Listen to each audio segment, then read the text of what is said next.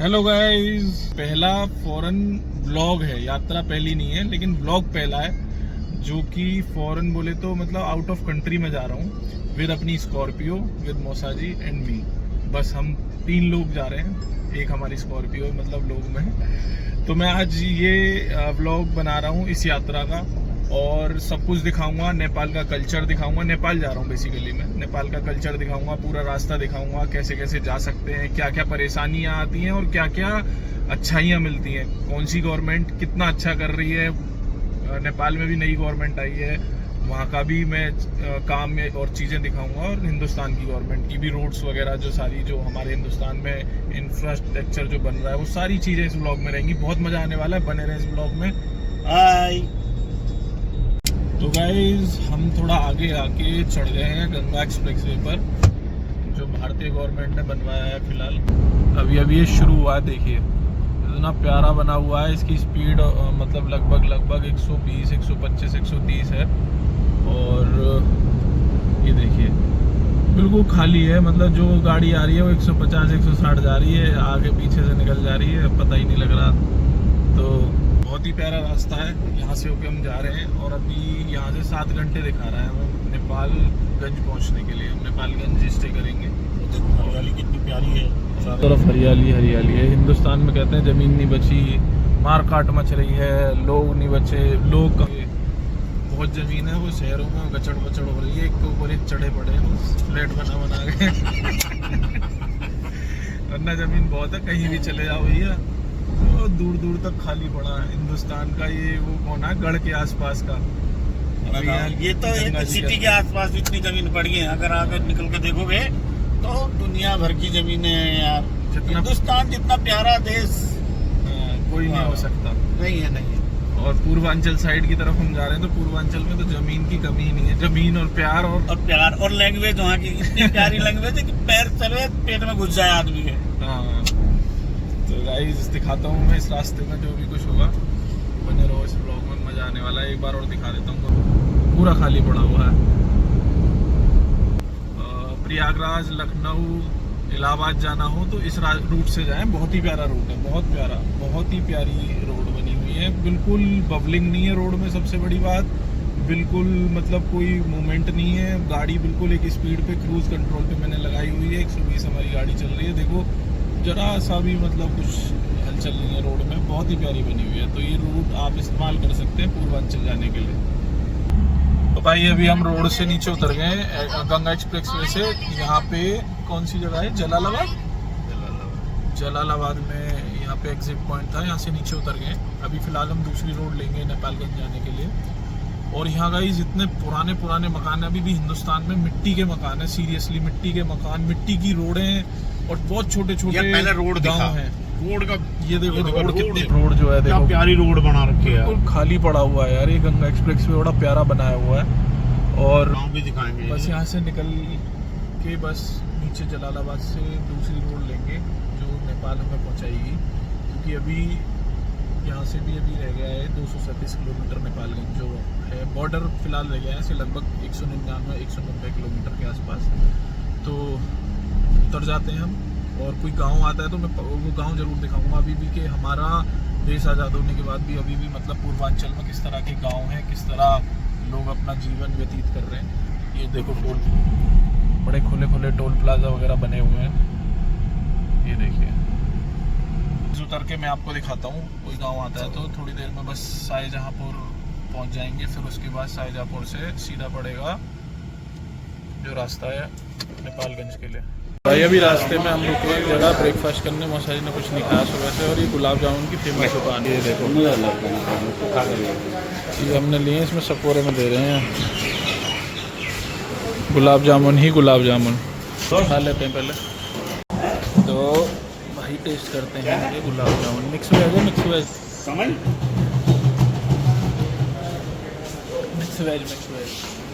लगा फिल्टर में। तो देखो मैंने खुद खोल लिया, गाड़ी खोल लिया। ठीक भैया, पेचकस से करके फिल्टर कर दिया सेट। हाँ दे दो यार, 2, 4, 5 रुपये हवा लगवाई। चला के देख लेते हैं यार। इसमें तो चेंज है ना यार, फ्लो ही नहीं आ रहा था।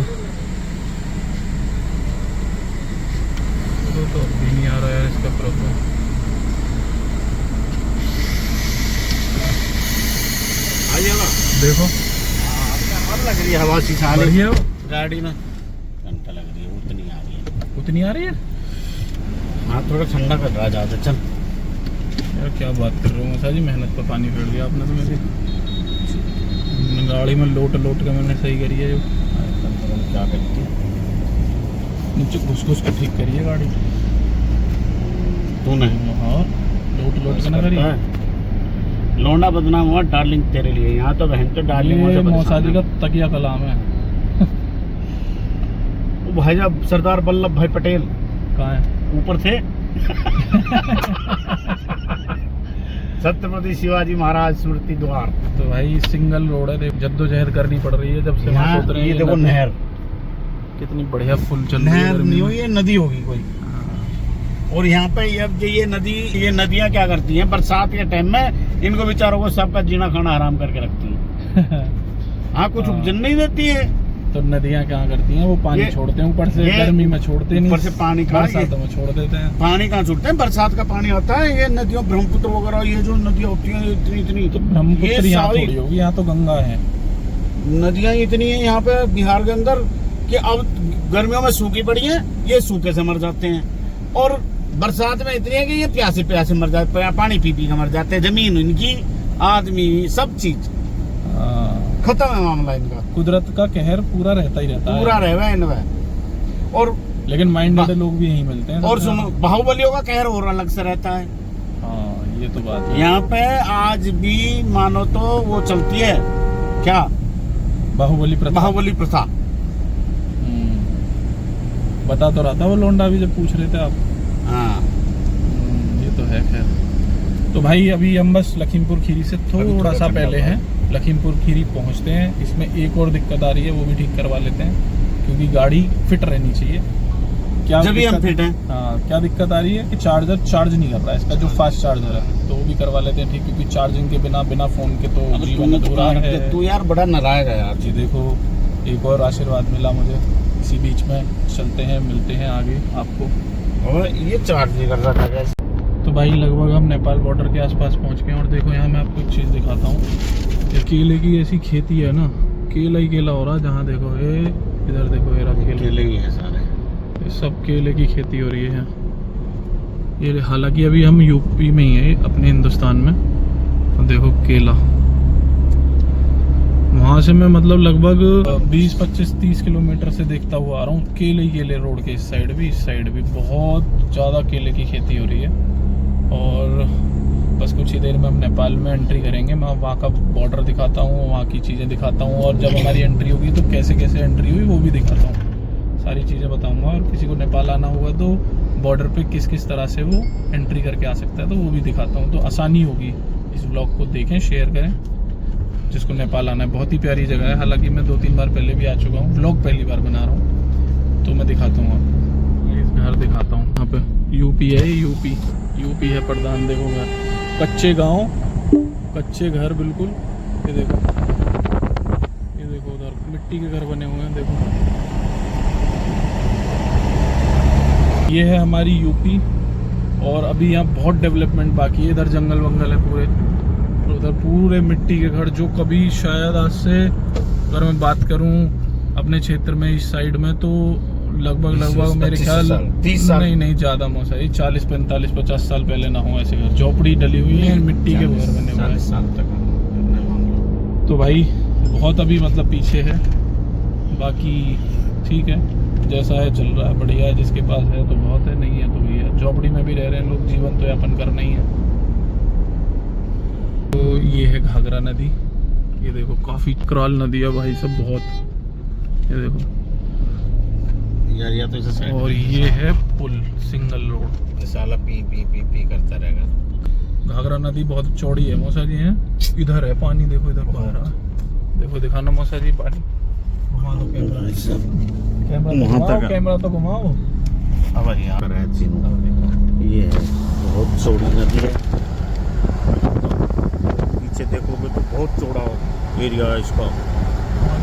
लंबाई भी तो छोड़ दो, चौड़ाई इतनी है बहुत, कम से कम इसका 2-2.5 किलोमीटर में चौड़ा इलाका है। मतलब ऐसे घर थे, कच्चे बने हुए घर थे उनके भी, केवट जिन्हें बोलते हैं। और पर अभी थोड़ा टाइम नहीं है, वरना मैं जाके ज़रूर दिखाता उनके घर में। अगर लौटते वक्त मुझे टाइम मिला तो मैं ज़रूर एक विजिट ज़रूर करूँगा और आपको दिखाऊँगा। भाई लगभग हम नेपाल के बॉर्डर पे आ चुके हैं, अभी रुपेडिया पहुँच गए हैं और यहाँ मौसम बहुत ख़राब हो गया है हमारे पहुँचने से भी। बहुत तेज़ आंधी है और काले बादल हैं बिल्कुल एकदम, ये देखिए, तो धूल ही धूल उड़ रही है। तो बस ये पहुंचने वाले हैं नेपालगंज रुपेडिया। तो गाइज़ मैं नेपालगंज के बॉर्डर में जो भी इस्तेमाल होती हैं, मतलब जो इनकी टेंडेंसी है, वो सब चीज़ आपको दिखाता हूँ। क्या क्या चीज़ चाहिए होती है, कैसे कैसे इनकी जो फॉर्मेलिटीज़ हैं वो पूरी होती हैं। हालांकि इन्होंने एक ऑनलाइन ना अभी वेबसाइट ओपन की है अपनी, तो ऑनलाइन वेबसाइट पे मैंने सारा कुछ मेंशन कर दिया था, लेकिन फिर भी पेमेंट वगैरह भंसार कटता है, तो भंसार की पेमेंट यहीं देनी होगी। वो सारी चीज़ें मैं इसमें बताऊंगा, आपको दिखाऊंगा, समझाऊंगा, ताकि कभी आपको आना हो तो प्रॉब्लम ना हो और आप आसानी से आ सकें। हम ऑलमोस्ट बॉर्डर पे पहुंच गए। मैं आपको बॉर्डर से पहले लगी हुई है लाइन, बारिश भी शुरू हो गई है और वो सामने ये रेड वाला जो आपको गेट दिखाई दे रहा है, ये बॉर्डर का गेट है। दिखाता हूँ करीब से कैसा होता है फेंसिंग किसी दो कंट्री की बॉर्डर की। हालांकि ज़्यादा कुछ है नहीं, पासपोर्ट वगैरह यहाँ लगता नहीं है, तो मतलब ठीक है, लेकिन अभी थोड़ा सख्त हो गया है पहले से। पहले इतना भी नहीं था, लेकिन अभी जब से बाल इंसाफ की सरकार आई है तो उन्होंने काफ़ी सख्त किया है। देखते हैं भाई क्या सख्त किया है पिछली बार से ज़्यादा। पैदल आने जाने वाले हैं वो इधर से चेकिंग करा के जाते हैं। जो ये रिक्शे पे जा रहे हैं ये भी यहाँ पे उतार लिए जाते हैं। वो देखो सामने उनकी फोर्स लगी हुई है और ये हमारा थाना है आखिरी रुपेडिया का, हिंदुस्तान का। बाकी यहाँ चेकिंग हो रही है। अभी गाड़ियों की चेकिंग उस टोल पर होगी, जहाँ नाके पर, जहाँ पर वो आपको दिख रहा होगा उधर रिक्शे वालों की हो रही है। हमारी भी गाड़ी तो पहुँच जाते हैं वहाँ, चेकिंग करा लेते हैं, अंदर घुस जाते हैं। जो भी भंसार वगैरह कटेगा वो दिखाता हूँ मैं, बाकी सारी चीज़ें। मौसा जी ने बहुत मेहनत करी है यहाँ में घुसाने में, लाइन तोड़ के। गाड़ी पहुँच चुकी है बॉर्डर के पास, तो मौसा जी मुझे चेकिंग पे, क्योंकि सिर्फ मैं ही जा सकता हूँ, एक ही बंदा गाड़ी में जा सकता है, वो रे मौसा जी। इनकी चेकिंग वहाँ से होगी और गाड़ी की और सामान की चेकिंग मेरे पास होगी। तो मैं भी अभी आगे पहुँचने ही वाला हूँ थोड़ी देर में। तो थोड़ी देर में होगी मेरी चेकिंग, देन हम एंटर हो जाएंगे नेपाल में। फिर उसके बाद जो इनका डॉक्यूमेंट प्रोसेस है वो करवा लेते हैं और फिर बढ़ते हैं आगे। आशीर्वाद देने कौन आया? बैगों की चेकिंग करवा के आ गए, बाकी गाड़ी की भी चेकिंग हो गई है और हम आ गए अंदर। पूरा नेपाल राष्ट्र। चल भाई, ये तो हो गया। अब क्या क्या होना है, अब नेपाल में होना है। करते हैं अब नेपाल में एंट्री। चलदे फड्डे नापदे गिल्ले भाई, यहाँ तक हो गया। चलो से अंदर आते ही थोड़ा आगे चलते ही एक और यहाँ पर है, ये रहा। इसको क्रॉस करते ही हम फिर बिल्कुल फ्रीली हो जाएंगे। भी आप लोग आएंगे, दो जगह ही चेकिंग मिलेगी। घुसते ही फिर इस गेट में घुसने पहले वहाँ बॉर्डर पे, फिर गेट में घुसते ही सामान प्रहरी। देखते हैं भी भंसार कहाँ कटेगा, वो करते हैं।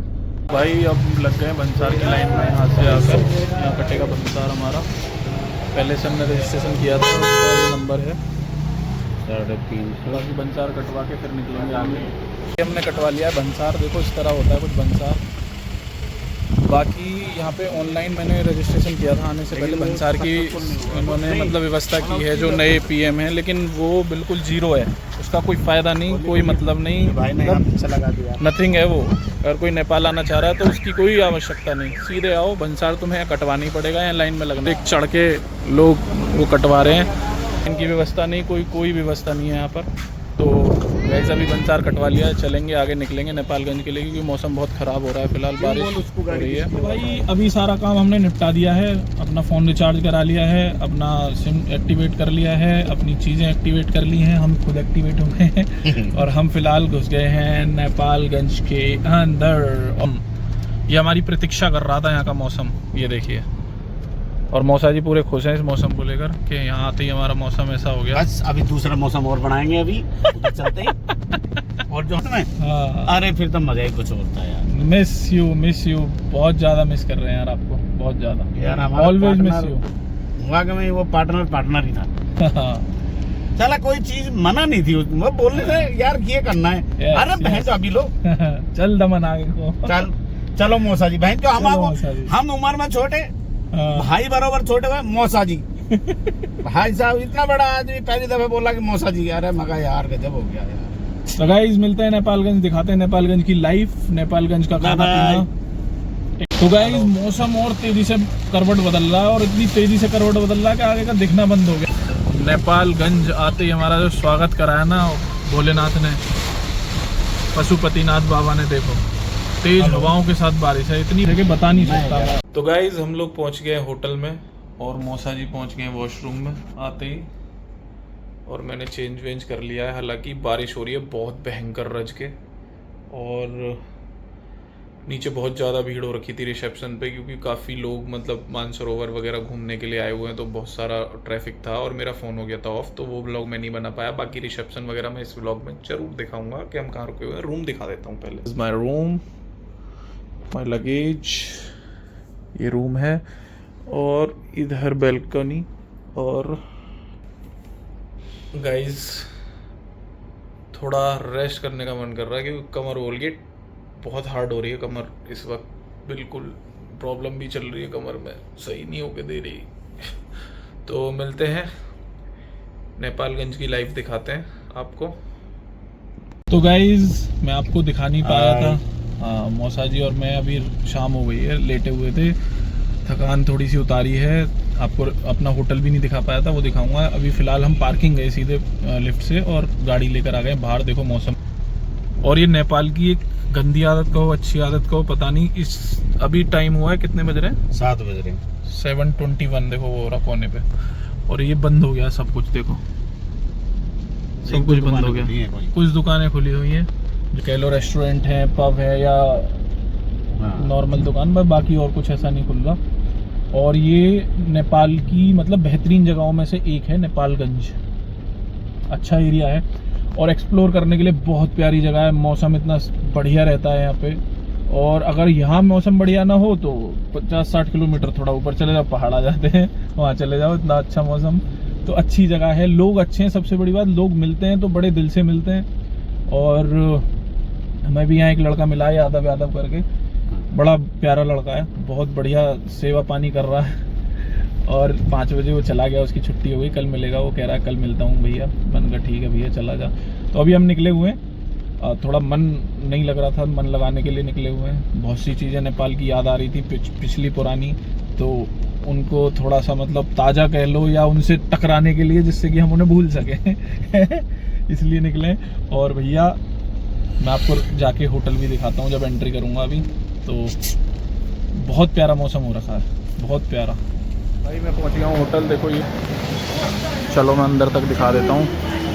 ये मौसा जी, और ये हमारे होटल का है रिसेप्शन। होटल का नाम क्या है मौसा जी? City hotel city Nepalganj.